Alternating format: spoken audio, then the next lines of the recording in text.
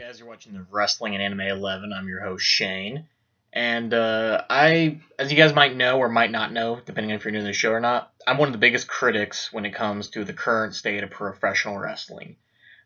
Don't like the way it's booked a lot of the time. Don't like the way just a lot of the superstars are booked along with outcomes. So it's about time I go ahead and I acknowledge some of the good stuff that is doing, and I think they really hit a home run with Night of Champions so far. Here's why. So after SummerSlam, Seth Rollins, even with the John Stewart involvement, at least Cena didn't win that world title. I'll say that much. It's because Seth Rollins is now not only a world heavyweight champion in his resume, but he's also United States champion. That's good, in my humble opinion. So night after, you have Sting come on Raw. And next week, you have the announcement of Cena versus Rollins for the U.S. title, and then Rollins versus Sting for the World Heavyweight Championship. BT-Dub, Red Solo Cup, the generic version, tease the beverage, Red Diamond.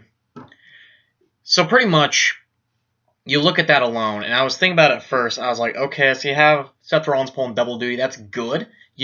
Because if you're gonna make a top 3 or top 5 of the current overall competitive, what's the word I'm looking for? Just entertaining, I guess, wrestlers, with the capabilities and potential to pull off the best matches. You're gonna list your Owens, Cesaros, etc. But a lot of the time, especially on the top 5 list, Rollins has to be up there. Not a huge guy, but I think he's a bigger guy than people give him credit for. Super strong guy, not like Cena, of course, or anything like that, but super strong guy, super athletic, super agile. His mic work has gotten better over the year, and then some. So credit needs to be due what's given to Seth Rollins. So you have that under his belt now. And I was thinking about, who's going to win. Is Cena going to get his U.S. title back? Is Sting going to win the world title? Is Rollins going to win both? And you know what? No matter what it is, I have my preferences, but no matter what it is, you can't go wrong. You really can't. Here's again why. So let's say Cena wins the United States Championship, right? Okay, it's not the world title. And that actually keep him away with the world title. Yeah, it'd be kind of like rehashing the same old shit we just got done with the Cena doing his open challenges and et cetera, but at the same time, it wasn't bad. It gave that U.S. title more value, and maybe you'd do the same again. It's not preferable necessarily, but is it bad? I don't think so. Or you have Seth Rollins retain the United States Championship, which, is fine, because Seth Rollins right now is your top guy. He's usually either opening and or closing the show. He has been world champion since WrestleMania. He has been a lot of the time either one of the main events or the main event of a pay-per-view.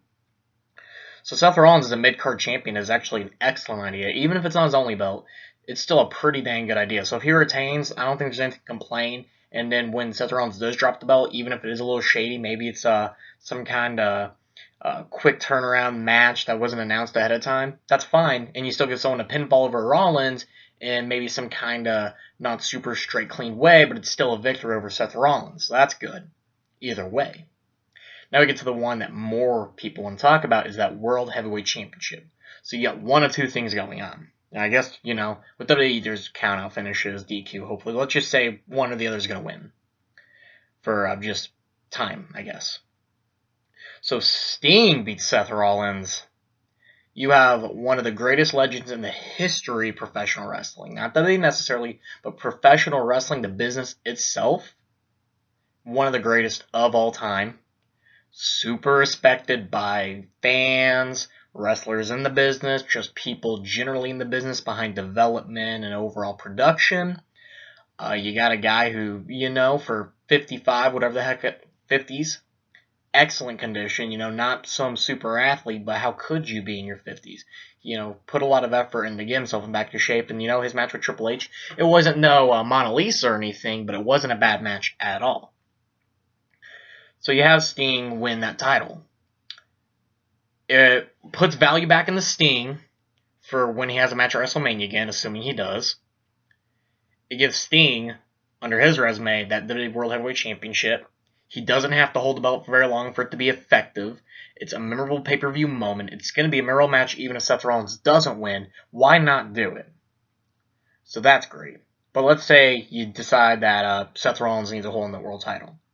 You just gave one of your new stars, who's not named, Randy Orton, John Cena, etc., who aren't new stars, but one of your guys you're trying to make a primary athlete and primary superstar to depend on, you just gave him a victory over the icon Sting. That's a big deal. Considering the fact that minus his WCW stuff and all that, you know his legacy, but in general when it comes to WWE, his only loss is to Triple H, who's God. who doesn't lose to anybody 9 times out of 10. He's pretty much the only freaking guy to beat Brock Lesnar, if you think about it. Because, yeah, John Cena got his win in his debut, but he was getting his ass kicked 99% of that match. And then you got that recent victory for Undertaker, but that was after Taker didn't submit. Timekeeper confusion. Undertaker didn't submit. Etc., etc. The only clean win was Triple H. So this is the guy that's pretty much the only guy who's really straight up beat Lesnar. Put asterisks on that shit. He beat Brock Lesnar. So even though Sting lost to Triple H, it doesn't devalue him at all, really, because Triple H is multiple-time world champion, everybody knows him, everyone realizes that Triple H is a legend as well. So, if Sting does lose to Seth Rollins, this does more for Seth Rollins more than anything. It doesn't take away a ton from Sting. It's going to devalue him when you want to throw him on a WrestleMania card, depending on what you want to do. But let's say Sting does win that world title and then, rebook it. That's going to be good for Sting. But at the same time, Sting, Seth Rollins more or less needs this push. But I don't think there's anything wrong with taking the belt off of Seth Rollins and then maybe give back to him in Survivor Series or whatever you want to do. But for the sake of Seth Rollins and trying to defend his side, yeah, that victory over Sting would be huge. It should be a clean win. That's the thing with Seth Rollins. That John Cena involvement, that's not a clean win. As Brock Lesnar is a clean win. Maybe he gets close to losing to Sting. I don't want him to cheat per se, but a more or less clean win where he actually gets a pinfall solid, not after a chair or anything. Maybe a little distraction is okay, because I guess that's how they want to book Seth Rollins, but preferably, if you get a clean victory over Sting, that's huge. That's great for Seth Rollins.